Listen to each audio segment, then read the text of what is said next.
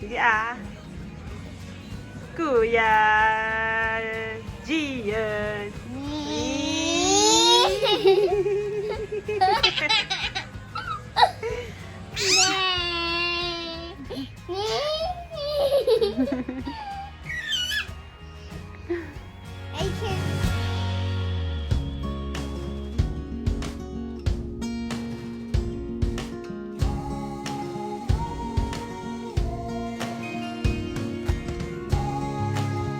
Gia.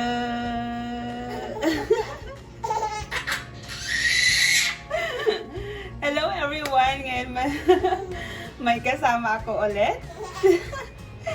It's Gio. Siyempre, ito ay ulit, tinolang manok. Pero may version ulit. Kasi nga, di ba sabi ko sa inyo, may mga natanggap tayong mga gulay-gulay. Kaya, ito, isasahog natin dito. So, ang una ko lang gagawin ay, na-pre-boil ko na yung manok. Kasi, kailangan malinis. So, ilagay lang natin yan. Yan. Siyempre, meron tayo kasama. Ayan. Tapos, yung ginger.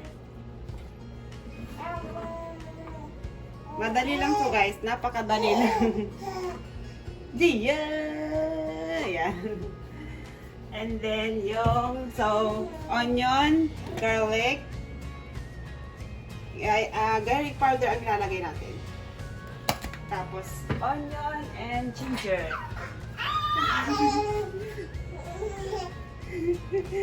And then, hot water. Diretso na para madaling ma-boil. Ayan. There you go. Ayan lang natin siyang pakuluin. Ay, pakuluin natin siya hanggang sa lumambot yung kanyang meat. Diba, Gio? Yeah? Yeah? You like soup? There you go. So, yan. Hintayin lang natin, guys. Andoon? Gio?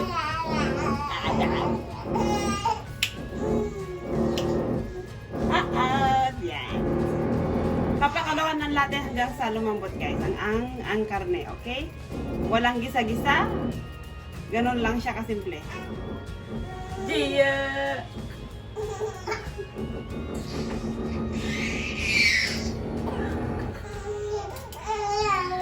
Ayan.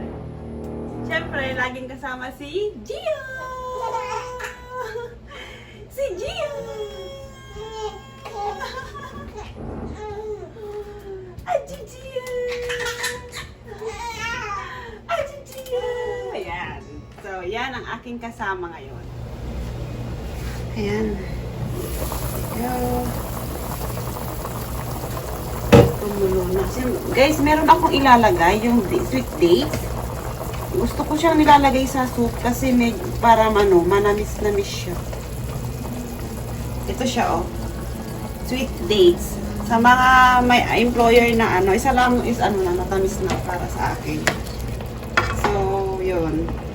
Sa mga galing ng Hong Kong, kasi galing din ako ng Hong Kong, o may mga among Chinese, usually ginagamit nila ito sa sa mga soup. So, lagyan ko pa ng isa pa para yan. Sweet dates. Sweet dates ang tawag. So, yung soup niya manamis-namis.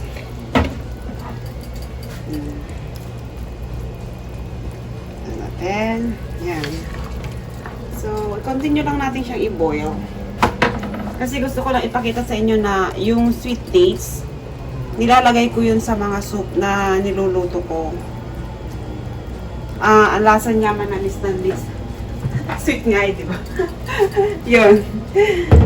Kaya kung gusto nyo, sa mga nabibili siya sa mga Chinese store, marami silang mga herbs na kung saan pwede ilagay sa mga soup. Natutunan ko yung mga yon nung nasa Hong Kong ako, kaya pero ma-healthy sila, healthy yung mga herbs nila na nilalagay sa mga soup. Kaya i-try nyo kung gusto nyo, ano, medyo manamis-namis yung soup nyo. Bili kayo ng dates, lagyan ninyo. Yun ang lasa, manamis-namis. So, continue lang natin siyang i-boil hanggang sa maluto yung kanyang meat. Hanggang maging soft.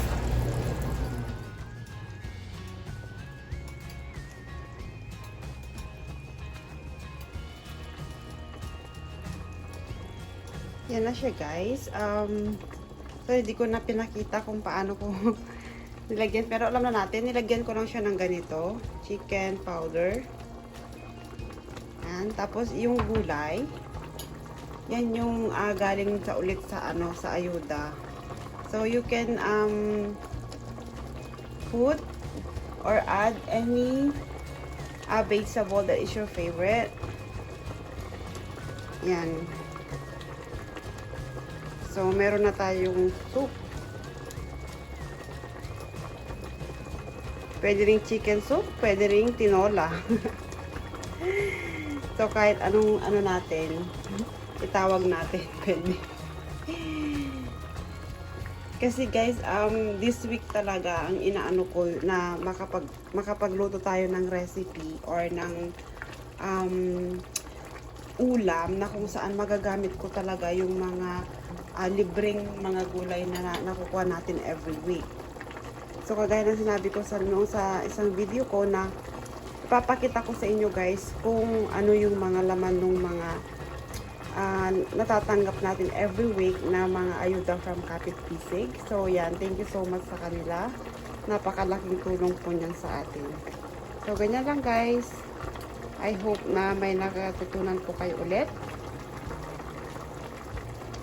Thank you so much po sa support lagi sa mga premiere, sa mga videos po namin. Thank you so much.